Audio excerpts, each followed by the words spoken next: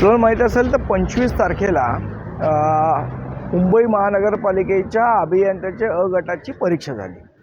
पण आमच्याकडे ज्या तक्रारी प्राप्त झाल्या आमचे विभागाध्यक्ष सन्मान्य मनीष धुरी, कुशल धुरी यांच्याकडे, त्यानुसार हा पेपर 19 तारखेलाच फुटलेला होता आणि त्याचे पुरावेसुद्धा आमच्याकडे आहेत की कशा पद्धतीने हा पेपर आधीच 19 तारखेला लीक झालेला आणि त्याची कोट्यावधी रुपयांची विक्री या महानगरपालिकेच्या अभियंत्यांना झालेली आहे.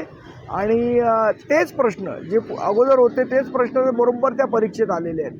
त्यामुळे मला असं वाटतं हा एक कोट्यावधींचा घोटाळा आहे आणि याचा पाठपुरावा करण्यासाठी आमचे अभियंते सगळे मनीष धुरी आणि आमच्या कुशल धुरींना भेटले. त्यानंतर आज आम्ही सन्मान्य राजसाहेबांची चर्चा केली.